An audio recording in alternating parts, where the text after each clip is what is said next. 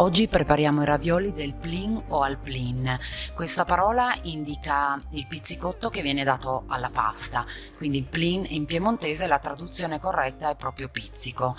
È una tipica preparazione delle Langhe del Monferrato e sono state anche riconosciute come preparazione dal Ministero delle Politiche Agricole come PAT, quindi come prodotto agroalimentare tradizionale italiano. Oggi lo vediamo in una variante verde, quindi con l'aggiunta di spinaci che abbiamo già fatto cuocere, strizzato e tritati completamente per mettere nell'impasto. All'interno dei nostri ravioli useremo una fonduta, prepareremo una fonduta a base di formaggio. Abbiamo scelto il Bra, ha una stagionatura di 45 giorni, quello che usiamo noi oggi è un Bra tenero, quindi dal sapore molto dolce, un aroma particolarmente ricco di note di latte. Iniziamo l'impasto, prendiamo le farine, abbiamo utilizzato come per altri impasti farina 00 e farina 0, formiamo a fontana e all'interno rompiamo le uova. Utilizzeremo una parte di uova intere e un uovo invece utilizziamo solo la parte del tuorlo. Quindi inseriamo una parte di spinaci, abbiamo dato un'indicazione di grammatura ma in realtà è un ingrediente che si può inserire a occhio perché comunque a seconda della colorazione che vogliamo far raggiungere alla pasta. Iniziamo con l'impastare e sbattere con la forchetta, con l'aiuto di una forchetta, uova e spinaci e poi pian pianino andiamo ad incorporare la farina. Poi lasceremo riposare la pasta per circa 20 o 30 minuti prima di riprenderla per trattarla con il macchinario, quindi per continuare ad impastarla e poi successivamente ad appiattirla dello spessore di cui abbiamo necessità. È proprio importante fare questo movimento in modo da incorporare tutta la farina e rendere l'elasticità al prodotto. Quindi lasciamo riposare l'impasto per 20 o 30 minuti e poi lo riprendiamo per appiattire e creare le sfoglie. Passiamo alla preparazione della fonduta, quindi la farcia che oggi utilizzeremo per riempire i ravioli. Quindi abbiamo detto che utilizziamo del Bra tenero, lo puliamo su un tagliere, gli togliamo la parte della crosta e lo andiamo a cubettare.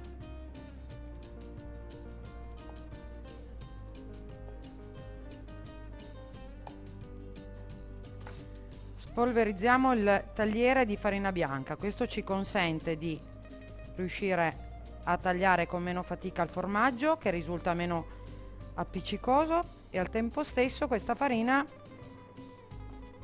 andrà a legare in parte la fonduta. Il Bra tenero è un formaggio dal sapore molto dolce e quindi si presta per queste lavorazioni e anche per insalate e cotture al forno.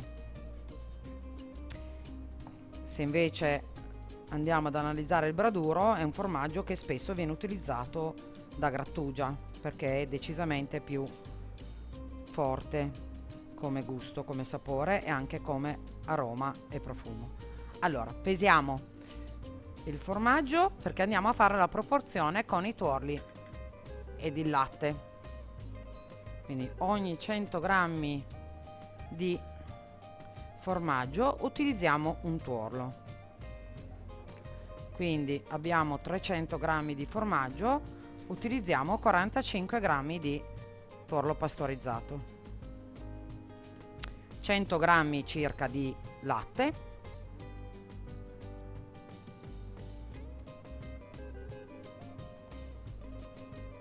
e andiamo a cuocere.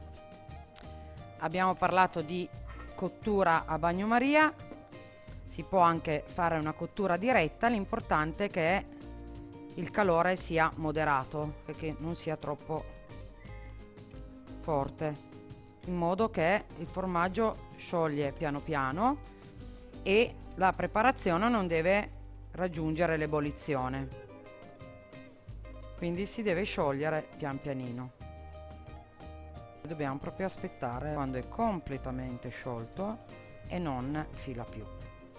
Solo in quel momento sarà pronto. Quindi a questo punto abbassiamo anche un po' la piastra e aspettiamo la fusione totale. La nostra fonduta è pronta, la abbattiamo, la facciamo raffreddare e la utilizzeremo fredda. La nostra pasta all'uovo è stata messa a riposare, viene ripresa, quindi riprendiamo un pezzo di pasta per volta, la tagliamo e andiamo ad appiattirla ancora e lavorarla ancora con la macchina. Quindi prima partiamo da un appiattimento spesso e poi man mano andiamo ad assottigliare fino a raggiungere lo spessore che ci serve per questa lavorazione di oggi. Pieghiamo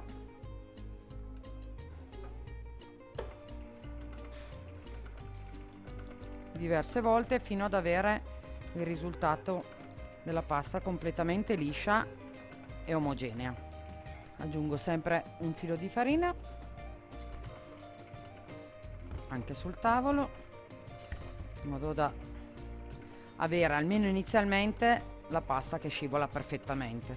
Man mano che poi invece andiamo ad appiattire, l'uso della farina deve essere ben calibrato, altrimenti va a seccare la pasta. E trattandosi di paste ripiene, dicevamo, deve mantenere una certa morbidezza. Quindi vedete che tende ad amalgamarsi sempre di più, il verde diventa più omogeneo e la lavoriamo finché vediamo i puntini degli spinaci, finché è completamente liscia. Quindi andiamo ad assottigliare.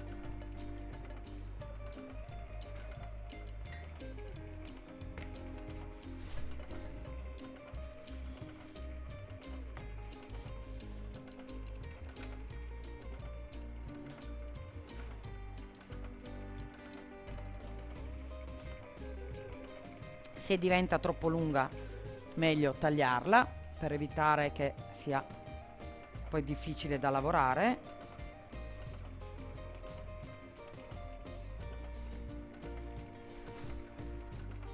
La fonduta la trasferiamo in sac à poche e andiamo a tagliare la punta della grandezza che vuole essere il nostro raviolo. Tendenzialmente il raviolo al plin è un raviolo piccolo, la particolarità è proprio che è un raviolo piccolo.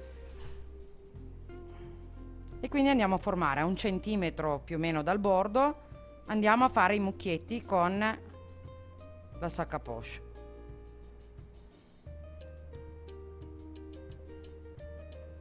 Distanze anche di 1 centimetro circa. Quindi andiamo a piegare la pasta, quindi a chiudere e far rimanere all'interno la farcia e andiamo a dare il pizzicotto che dicevamo, da cui prende il nome questo raviolo, del plin. Quindi il pizzicotto tra un mucchietto di farcia e l'altro. Facendo questo pizzicotto mi assicuro anche che il raviolo rimanga chiuso bene. Pieghiamo la prima parte, iniziamo a tagliare le 2 estremità da un lato e dall'altra e poi la pasta che c'è in più davanti, quindi lasciando quel mezzo centimetro di pasta. A questo punto andiamo a tagliare il raviolo, quindi pieghiamo il pizzicotto con l'indice e tagliamo, pieghiamo e tagliamo. Sistemiamo in una teglia mettendo un po' di semola per evitare che si attacchino. Quindi facciamo cuocere una porzione di ravioli, li facciamo saltare col condimento di oggi che è il burro e salvia e li impiattiamo. Quindi partiamo con il burro che mettiamo in padella con un po' di salvia.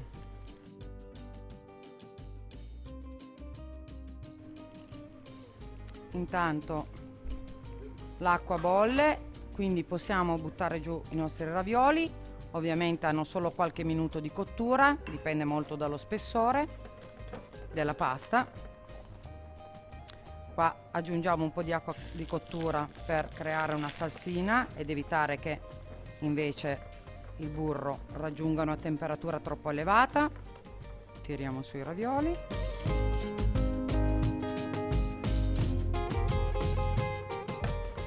Li lasciamo insaporire per qualche minuto, che sia completamente asciutto.